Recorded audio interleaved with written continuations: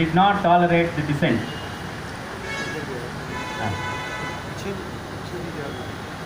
So before that, I am introducing myself. I am Kranti Chaitanya, representing Cdro, belongs to Civil Liberties Committee, Andhra Pradesh and Telangana. Cdro. Friends, today, without any dissent from any corner, from anybody. That's why, in order to suppress the voice of dissent, the Bhima Koregaon case, perhaps not a conspiracy by the alleged accused, it is a conspiracy of the state. The foisting of Bhima Koregaon case itself is a conspiracy by the state to suppress the dissent. Therefore, just taking advantage of the Bhima Koregaon incident 2 years in the year 2018, on the eve of completion of 200 years of the fight of the downtrodden against the dominated Peshwas, the government has registered a case and started rights activists, belongs to different organizations, and also the intellectuals and lawyers, all these people, and some of the detainees are well-known people of the nation. One Mr. Gautam Navlaka is a journalist and rights activist, and Varavar Rao is a revolutionary poet, and Anand Teltumble is an intellectual and professor of IIT. Perhaps he is the grandson of Dr. Ambedkar. Like that, many of the intellectuals put behind the bars, and when it came to the notice of the judiciary, initially when the Pune police came to Delhi to arrest Gautam Navlaka, the first and foremost comment made by the Supreme Court of India that dissent is a safety valve of democracy. So we, after reading of that comment, we were very happy. But in practice, what happened?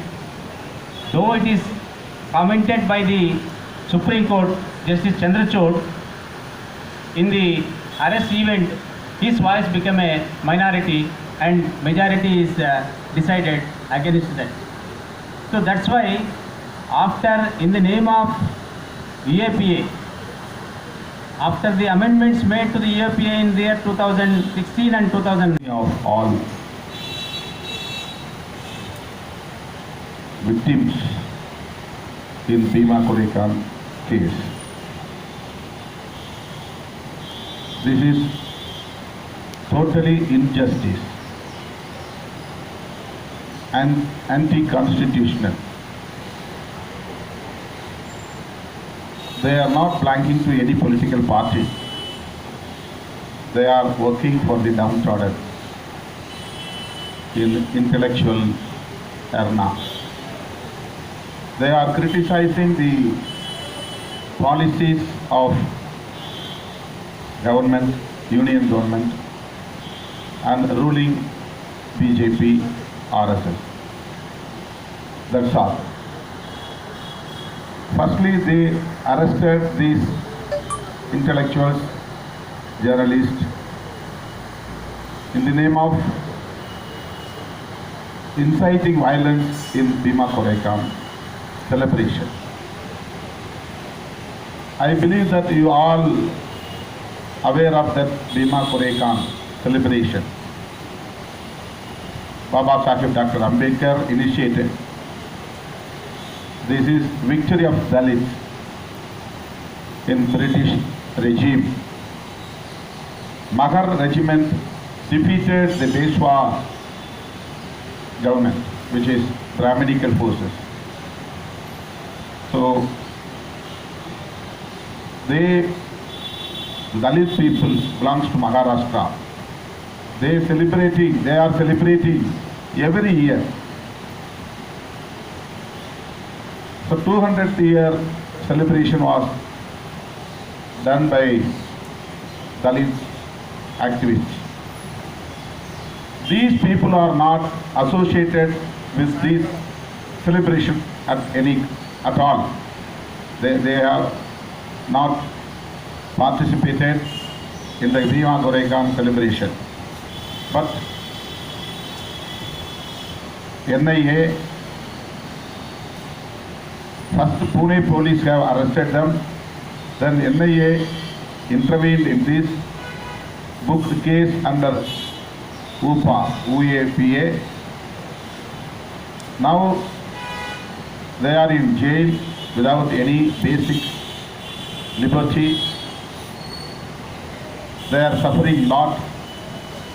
They are senior citizens. They are left-oriented thinkers. They are working for parliamentary democracy. They have no any connection with any banned organization or no connection with Maoist, but they fabricated falsely cases against them. So this is injustice to the democrats. We are here to extend our support to these intellectuals, journalists. We demand the union government to repeal NIA Act and UAPA. Second one, all the intellectuals who are in jail for more than 4 years, nearly 4 years, have to be released immediately with no conditions. So these are our demands. We will raise this issue whenever possible in the Parliament House. Our comrade Binay Viswam and our comrade Rajya Sabha MP from Assam, independent MP, Mr. Boyan, we will work together for release of these intellectuals, and we need support from all democratic forces, all intellectuals. We do not afraid at any cost for this kind of atrocities done by union government. Suddenly to my mind came lines by a great poet, Pastor Naimullah, and he wrote that first, when they came to anybody of us, the others would remain silent, closing our eyes, because they came in search of you, not for me. And one after another they came to each one of us. Finally, they will come to you or me or anybody. Then there will be nobody even to cry for us. That was the essence of Naimullah's great poem. It has come to India of our time. Anybody of us can be put behind the bars. They may say any kind of story. Overnight they may become anti-nationalists. They may be called terrorists, and they may preach that our free movement in the country, our freedom of talk, all will be hampering the country's liberty and the country's well-being. That's what they say. We all understand this is the style of the fascists. It's the style of the reactionary forces all over the world. Right from Hitler or even from Mussolini, it happens. And now that bad footsteps have come closer to all of us. In this background, we have to approach the cause of the Bhima Karagon accused. They were all activists, of course. Actively, they raised their voice for the human rights. They raised the voice for democracy. They raised their voice for the right to dissent. They stood with the people. They stood with the students, the youth, the women, the Dalits, the Adivasis, whoever was under attack. All these accused, they stood with them. That was their crime. And that crime, according to the present government, is a big crime.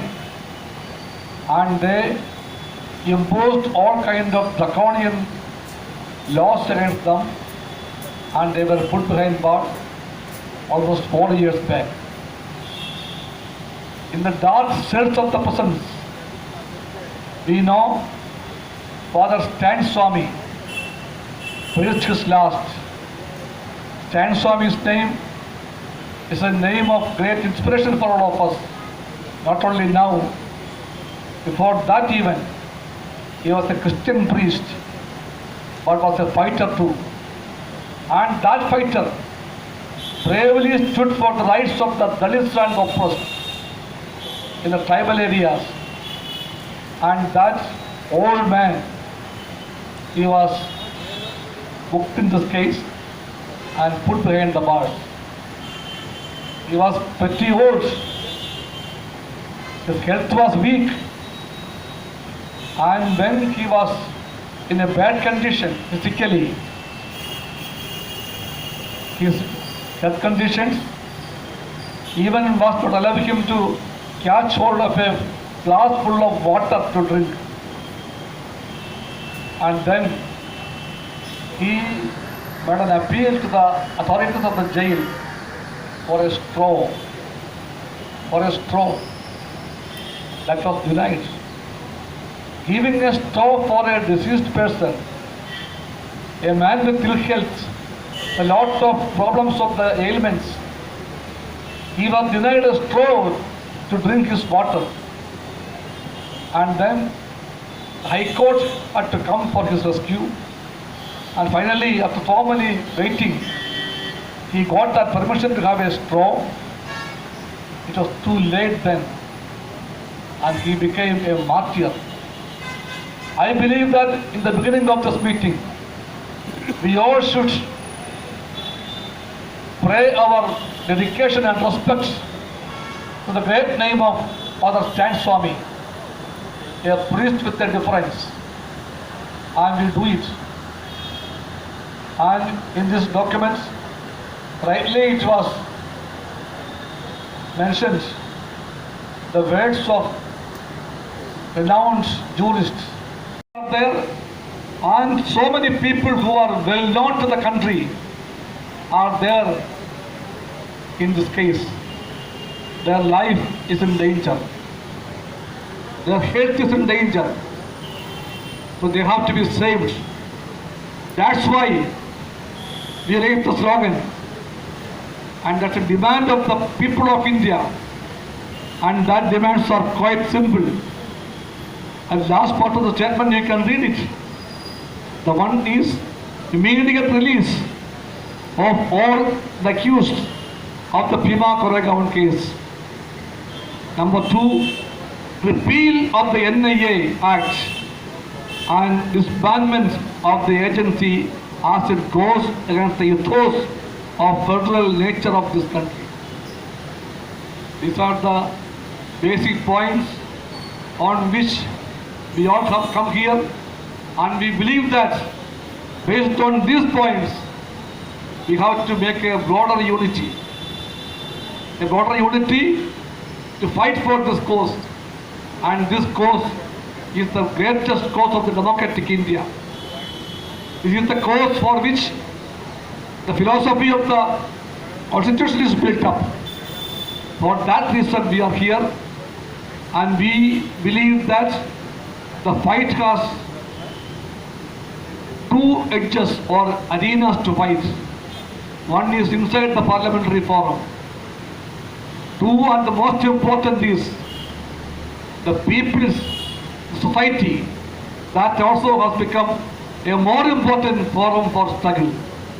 Parliament, we all can say, they are day by day, it is becoming an ornament for India, an ornament only, where no purposeful debates are taking place, where no meaningful arguments are taking place, where even a basic right of the MPs to raise their genuine demands of the people are being denied.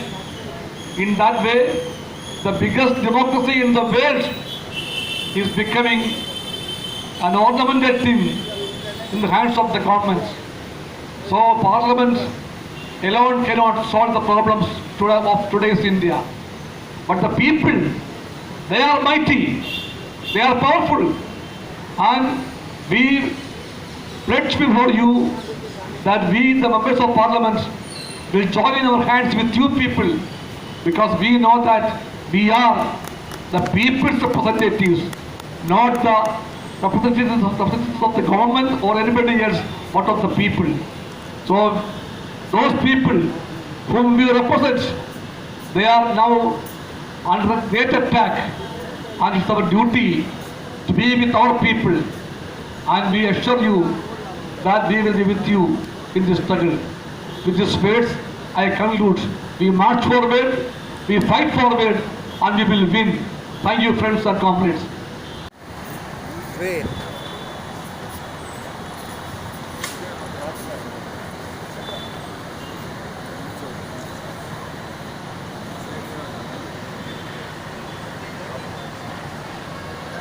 Journalist friend, must have been said about the Dhama Kadegaon case and about the accused who are in jail on some false charges. So you all know about this, and it is high time, I think, that we should fight unitedly against the draconian law and draconian rulers who are carrying out their anti-people policies. Let me introduce myself with few words, that I am first a journalist and then a member of parliament. Please. I am first a journalist and then a member of parliament. I was the founder editor of the largest circulated daily in my mother tongue Assamese. In the later part of my career, I served as an editor of a leading Assamese news channel. As a journalist, what I am mentioning is that as a journalist, or precisely as an editor, I fought for years for two things: freedom of press and freedom of speech. My consistent and tireless fight for freedom of press and freedom of speech has been a major component of my identity, or I would like to say my very existence. Friends, the last decade of the last century was a turbulent one in Assam and Northeast. All our rights as citizens of a democratic society have been snatched away by the state machinery in the name of operation against insurgents and revolutionaries. So many of you must have heard about Operation Badrang and Operation Rhino military operation in Assam. We face all these. My state and my people went through suffering for years. Freedom of press was lost, freedom of speech was gone, democracy was in Paris. People who criticized government were either eliminated or jailed. My friend and colleague, Parag Kumar Das, he was a brilliant student of the School of Economics. He was killed in broad daylight. And while he was carrying his child from school. That was the situation prevailing in Assam. And I was taken to the jail, not once but several times by community. So I am mentioning this because we have been witnessing such situation for a long time. But now the situation is very bad. There is no rule of law. There is no democracy. Indian democracy is under serious threat. So, and there is a consistent attack on the human rights activities, and they are trying to finish off this human rights movement. But there is a hope. Yes, there was. We dreamed, we hoped, we expected that things will change. But with passing of years, Indian democracy was expected to be more resilient. Who are present here.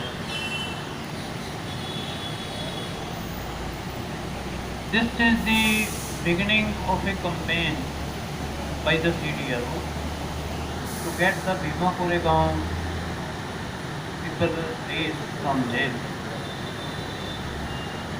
and for the repeal of draconian UAP. We are very much thankful to the members of parliament who have come here to express their solidarity with these ideas, with this campaign, and we hope they will continue to do so, because we are living in such times when a vicious circle of serving every field of public life concerns those who dare to come with us, come with the people struggling for their democratic rights and democratic rights organizations. They deserve to be respected. So friends, we throughout India, different democratic rights organizations have taken up this issue. We are submitting memorandums in the name of President of India. We are submitting memorandums in the name of Chief Justice of India. And we are going to the people, mobilizing them, and after some time we plan to hold a national level convention for both these demands, the release of Bhima Koregaon arrestees and the repeal of UAP. We shall be fixing the date after consultation with various our constituents, and I hope we will win. We will win because we are